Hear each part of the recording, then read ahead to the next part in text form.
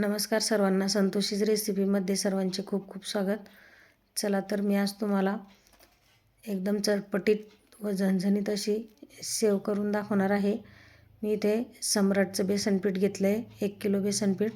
आपण कोणतंही बेसनपीठ घेऊ शकतो, घरी दळून आणलेलं पण बेसनपीठ चालतं. आणि यात मी 1 वाटी तांदळाचं पीठ घेतलं आहे. बेसन पीठ पण छान चाळून घ्यायचं. तांदूळाचं पीठ चाळलं आहे त्याच्यावर मी. आणि इथे जिरे घेतले 2 चमचे आणि त्यातच ओवा पण टाकून घ्यायचा. 2 चमचे ओवा घ्यायचा. आपण जिरे ओवा थोडा कमी जास्तही करू शकता.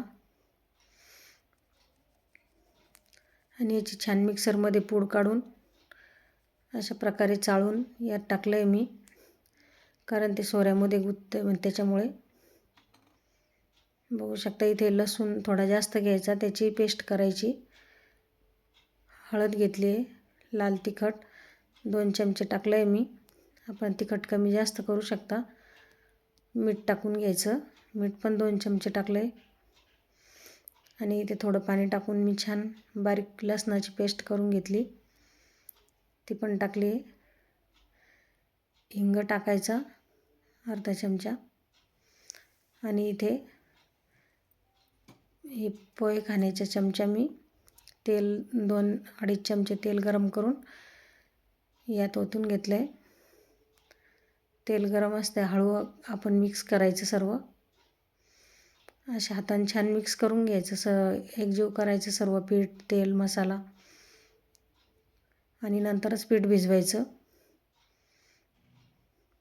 बघू शकता छान एकजीव झालेला आहे. आता आपण पाणी टाकून पीठ भिजवायचं.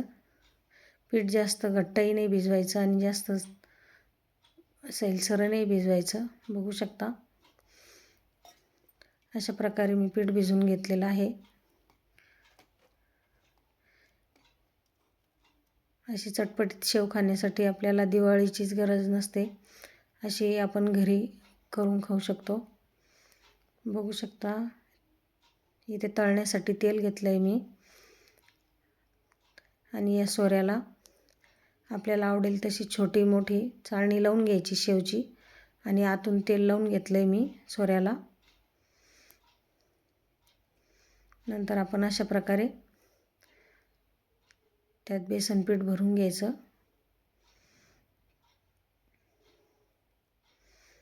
आणि तेल छान तापल्यानंतर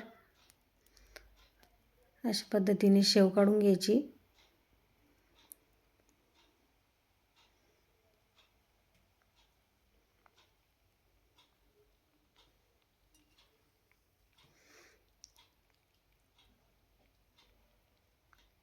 माझा मुलगा बाहेरगावी असल्यामुळे त्याला देण्यासाठी मी थोड्या जास्त प्रमाणात केली.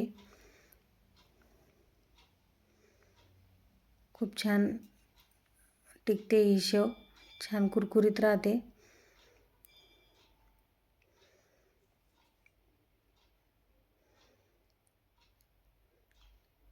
बघू शकता अशा पद्धतीने आपण शेव काढायची आहे. जास्त लाल पण नाही होऊ द्यायची. अशा कलरमध्ये शेव काढायची.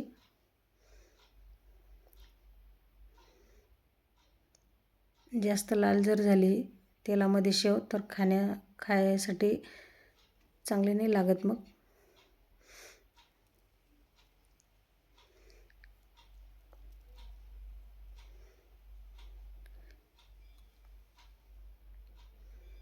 अशा पद्धतीने सर्व शेव मी काढून घेतली आहे.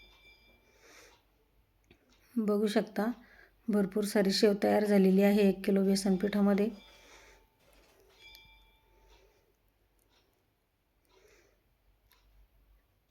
अशा पद्धतीने शेव आपण नक्की करून बघा, खूप छान होते. यातले मसाले कुठले आपण थोडेफार कमी जास्त करू शकता. तिखट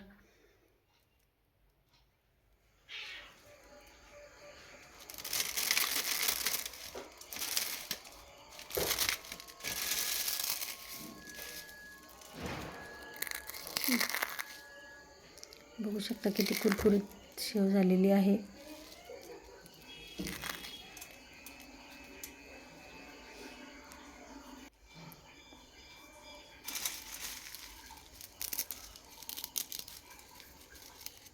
चला तर मंडळी, अशा पद्धतीने नक्की शेव करून बघा तुम्ही, आणि छान टिकते आणि खायला खूप चवदार लागते ही शेव.